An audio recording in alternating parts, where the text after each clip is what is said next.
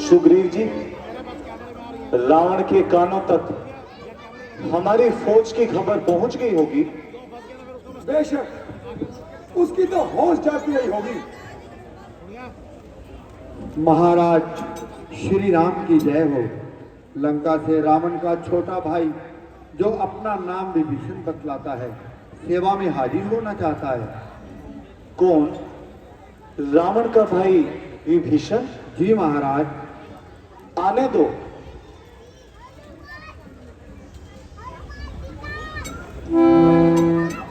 उनके यहां आने का क्या कारण है?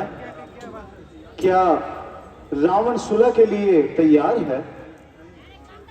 नहीं महाराज, सुना है कि विभीषण के रावण इस ख्याल को बहुत बड़ा इतराज बताता था और लड़ाई से बाज रखना चाहता था, जिससे आपस में दोनों का वाद विवाद हो गया और विभीषण लंका छोड़ने को तैयार हो गया।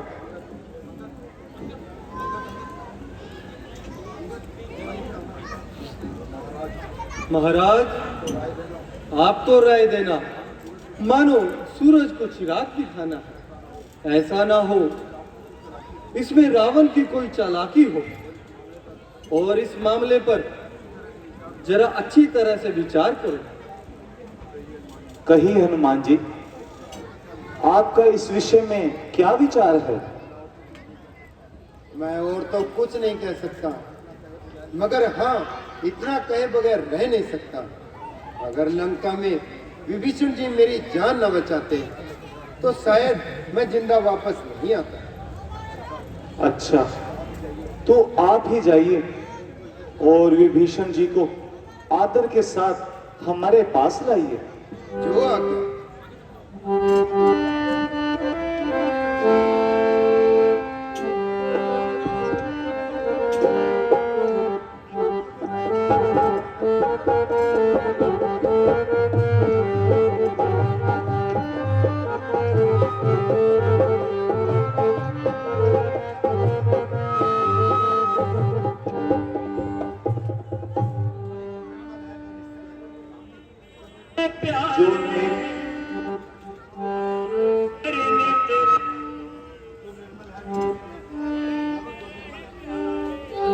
जो निर्मल है, जो निश्चल है, बस वही मुझको भाता है। मक्कार फरेबी दगाबाज कब मेरे सामने आता है। अगर शरण वो मेरी आया है, प्राणों की तरह रखूंगा। इसमें शक और शुबा नहीं, लक्ष्मण से ज्यादा समझूंगा।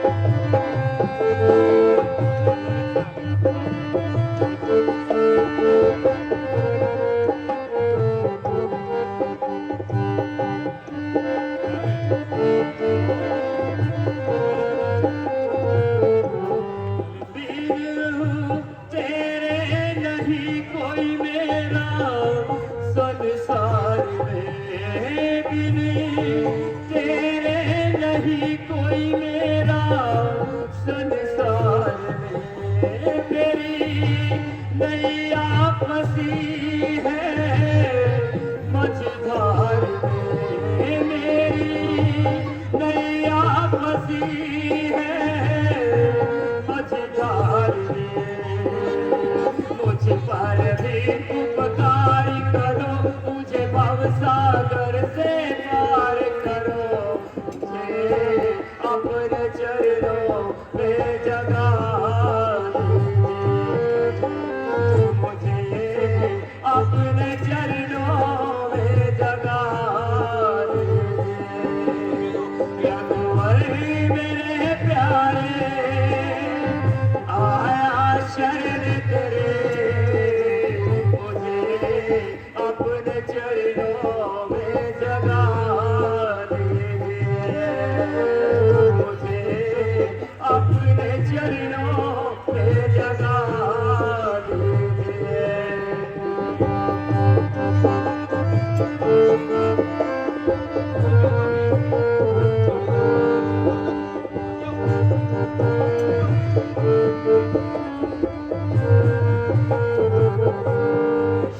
शरणागत हूँ शरण में, ले लो प्रभु। शरणागत हूँ शरण में, ले लो प्रभु। मुझ पे कर दो कृपा मेरे प्रभु, मुझ पे कर दो कृपा मेरे प्रभु। मुझ पर भी उपकार करो, मुझे भवसागर से पार करो, मुझे अपने चरणों में जगा दीजिए, मुझे अपने चरणों में जगा दीजिए। रघुवर मेरे प्यारे आया शरण तेरे, मुझे अपने चरणों में जगा दीजिए, मुझे अपने चरणों में जगा दीजिए।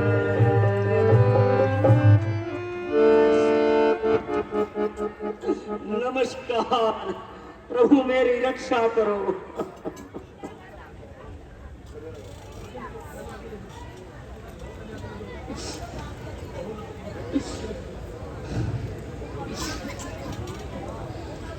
कहो लंकेश, प्रसन्न तो हो, बाकी सब खैरो आफियत है। बतलाओ मुझे, मैं हाजिर हूं, क्या मेरे लायक खिदमत है? तुम ज्ञानी और सज्जन होकर लंका में क्यों कर रहते हो?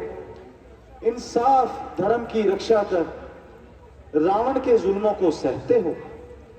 तुम आज से मेरे सखा हुए, सब हाल कहो अपने मन का। ये मेरा स्वभाव सदा से है, सच्चा साथी हो सज्जन का। हे नाथ, मैं आज तक कीचड़ में फंसा हुआ था, आज मेरा उद्धार हो गया। आपके दर्शन करके मेरा बेड़ा पार हो गया। निश्चर कुल में पैदा होकर आज तक धर्माया था। हे रघुनंदन, मुझको शरण में लो, मैं शरण तुम्हारी आया हूं। इच्छा मेरी यही है प्रभु, खाक सार हो पास रहूं, भक्ति का वरदान मिले और चरण कमल का दास रहूं।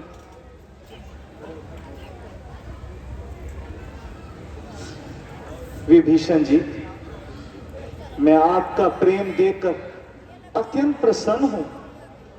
माना कि आपका भाई हरीफ है, मगर आपकी जरूरत काबिले तारीफ है। जिसने धर्म के मुकाबले अपने सगे भाई की परवाह ना करते हुए उसे छोड़ दिया और भाई भाई के रिश्ते को तोड़ दिया। महाराज, मैंने उसे बहुत समझाया और उस अभिमानी की समझ में कुछ नहीं आया। और उल्टा मुझे ही दोषी ठहराया। आखिर जब वो अपनी बर्बादी पर आमादा हो गया तो मजबूरन मैंने उसका साथ छोड़ दिया और आपकी शरण में आ गया। विभीषण जी, मैं सौगंध खाकर प्रतिज्ञा करता हूं कि रावण को मारकर लंका के शाही तख्त पर तुम्हें बिठाऊंगा और शाही छत्र आपके सिर पर धरकर तुम्हें लंका का राजा बनाऊंगा।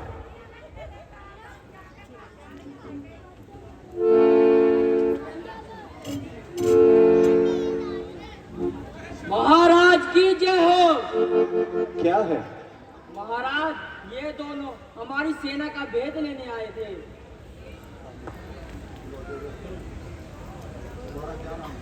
तुम्हारा क्या नाम है और यहां आने का क्या परिणाम है? अगर सच सच नहीं बताओगे तो सख्त सजा पाओगे।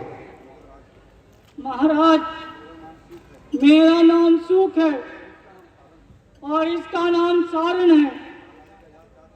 मगर तुम्हारा यहां आने का क्या कारण है?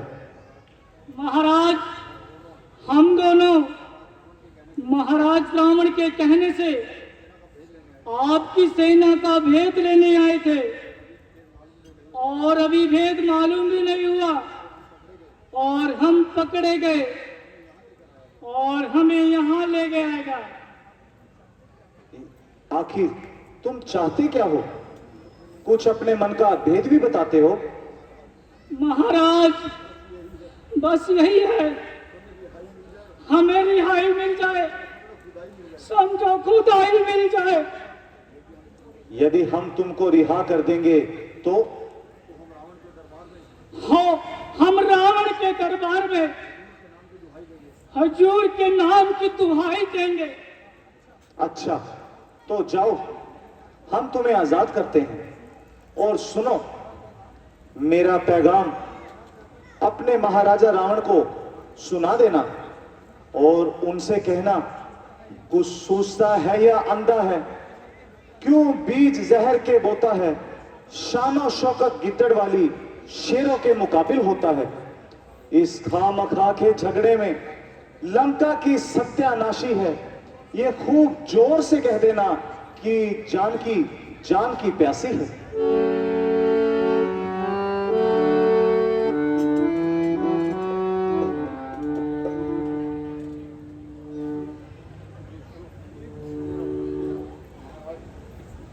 महाराज, मेरी राय में तो जंग शुरू करने से पहले एक बार फिर रावण को चेतावनी दी जाए और किसी संदेश वाहक द्वारा एक बार फिर समझाया जाए। मेरे ख्याल में तो है रात कासिद का नाम पेशतर है, कुछ इस ढंग से मालूम करें क्या उसके जी के अंदर है। यदि किसी प्रकार संधि होवे तब तो यह विचार उत्तम है, उस मरने कटने से पहले समझाना उनको बेहतर है। तुम्हारा विचार बिल्कुल सत्य है हनुमान जी। तुम बुद्धिमान हो हनुमान, कहते हो बात ठिकाने की। बस एक बार फिर तुम्हें वहां तकलीफ उठाओ जाने की। नहीं भगवान, हनुमान जी को बार बार भेजना मेरे ख्याल में ठीक नहीं है। रावण अवश्य समझेगा सब दारोमदार इसी पर है, हर बार भेजते हैं इसको। बस यही एक दिलावर है। जो कुछ भी अर्ज में करता हूँ वो जाहिर खासो आम से है, और एक बार भेजिए अंगद को, यह भी योग्य इस काम के है। प्रभु, मेरी तो लंका में जाने की प्रबल इच्छा है। यदि आप आज्ञा दें तो सेवक अपने आप को धन्य समझता है। प्यारे अंगद, हम जानते हैं कि तुम इस कार्य को अच्छी तरह से निभा सकते हो, परंतु हे बेटा, तुमको हृदय से हम निज पुत्र समान समझते हैं। वह है कुछ भेजने में, इसलिए भेजने से डरते हैं। फिर उचित नहीं यह दूत कार्य, एक राजपुत्र शहजादे से। बस इसी कारण हम कहते हैं, छोड़ो जाने के इरादे को। आप चिंता ना करें, मुझे शीघ्र जाने की अनुमति प्रदान करें। जिस जन पर कृपा आपकी है वो जाकर लड़े रसातल तक, निर्भय है उसको खौफ नहीं उदयाचल से अस्तातल तक। जिनसे हो कार्य जनार्दन का इससे बढ़कर मान नहीं, युवराज आपका दूत बने कुछ घटती मेरी शान नहीं। ये सब फिर जाहिर होगा मैं लायक या नालायक हूं। हे दीनानाथ मुझे आज्ञा दो, जल्दी जाने का शायक हूं। यदि तुम्हारा यही हट है तो जाओ, राज दुलारे जाओ, हमारी आंखों के तारे जाओ। परंतु ये ध्यान रहे युवराज, हम ये जानते हैं सच्चे व्यवहार कुशल हो तुम, बलवान बाप के बेटे हो, हर तरह समर्थ सबल हो तुम जाते हो तो जाकर के उसको सीधे रास्ते लाना। समझाए और क्या तुम्हें हम, तुम खुद हो अखिल और दाना। कुछ राजनीति कुछ ज्ञान सी, कुछ बल भी अपना दिखलाना। युवराज जहां तक संभव हो सब रफा दफा करके आना। हे अंगद, ठहरो, तो एक संदेश मेरे भी इस रावण को दे देना, जिसने उठकर सिंहासन से मुझे लात लगाई थी।